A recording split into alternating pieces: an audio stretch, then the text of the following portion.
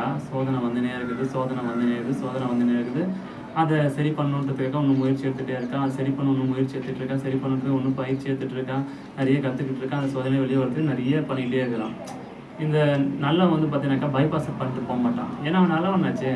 திருட்டுத்தனம், பொய், ஏமாத்துறது, கொள்ளடிக்கிறது, திருடுறது,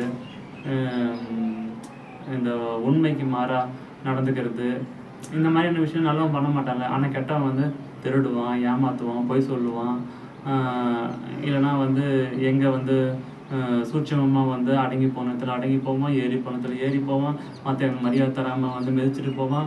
இதெல்லாம் கெட்டவன் பண்ணுவான். அப்போ இதெல்லாம் பண்ணும்போது என்ன பண்ணாக்கா, கெட்டவன் வந்து அந்த சோதனையெல்லாம் தப்பிச்சிக்கிறான் தற்காலிகமாக.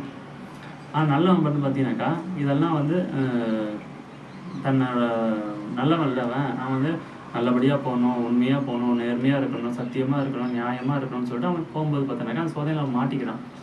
இங்கே இவங்க பைபாஸ் பண்ணிட்டு போயிடுறான், அவன் தப்பிச்சிக்கிறான். இங்கே வந்து பைபாஸ் பண்ண மாட்டான், நேர் வழியில் போகிறான்.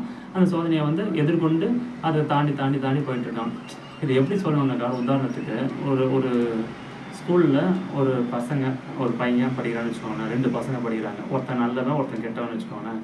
இந்த கெட்ட பையன் என்ன பண்ணுறான்னாக்கா, அவனுக்கு வந்து டெஸ்ட்டு வைப்பாங்க, அதுக்கப்புறமேட்டு இந்த எக்ஸாம் வைப்பாங்க. இந்த மாதிரிலாம் பண்ணும்போது என்ன ஆகுனாக்கா, அவன் அந்த டெஸ்ட்டை வந்து பாஸ் பண்ணுறதுக்காக பார்த்து எழுதுவான், இன்னொருத்தனை பார்த்து எழுதுவான், இல்லை பிட் அடிச்சு எழுதுவான். அப்படின்னா அந்த டெஸ்ட்டில் பாஸ் பண்ணுவான். நல்லவன் இருக்கான் பார்த்தீங்களா, அவன் பிட் அடிச்சு எழுத மாட்டான், மற்றவனை பார்த்து எழுத மாட்டான், அவன் ஃபெயில் ஆகிடுவான். இங்கே என்ன ஆகுதுனாக்கா, அதை ரிசல்ட் கொடுக்கும்போது, அந்த டெஸ்ட் பேப்பர் கொடுக்கும்போது பார்த்தீங்கன்னாக்கா, கெட்டவன் வந்து மற்றவனை பார்த்து எழுதியோ பிட் அடிச்சு பாஸ் பண்ணிட்டால, அவன் வந்து வெரி குட், கை கொடுத்து வெரி குட், அப்ரிஷியேட், நல்லா இருக்கணும், இதே மாதிரி தான் படிக்கணும் அப்படின்வாங்க. அவன் வந்து அதுக்கு பெருமையாக இருக்கான். நம்ம வந்து எப்படியோ பாஸ் பண்ணிட்டோம், பிட் அடிச்சு பாஸ் பண்ணிட்டோம், இது பண்ணி பாஸ் பண்ணிட்டோம்லாம் அவன் ஞாபகத்தில் இருக்காது. பாஸ் பண்ணுறது மட்டும் தான் ஞாபகத்தில் இருக்கும்.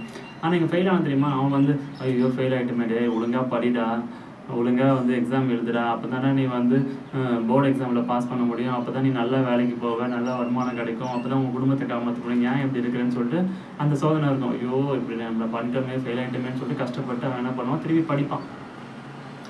படித்து என்ன பண்ணுவோம்னாக்கா, திருப்பி அடுத்த ஒரு டெஸ்ட்டு வரும்.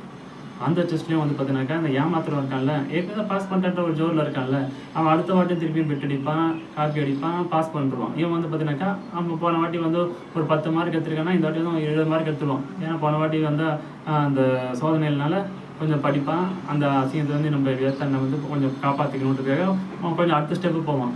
இப்படி மாதிரியே வந்து 2 பேரும் ட்ராவல் ஆகிட்டே இருப்பாங்க. இந்த சாதாரண டெஸ்ட்டெல்லாம் பாஸ் பண்ணிடுவான். இவன் வந்து சாதாரண டெஸ்ட்லாம் வந்து கொஞ்சம் கொஞ்சமாக step by step 10 mark, 20 mark, 30 mark, 40 mark சொல்லிட்டு அப்படி மேற்கொண்டு வந்துட்டே இருப்பான்.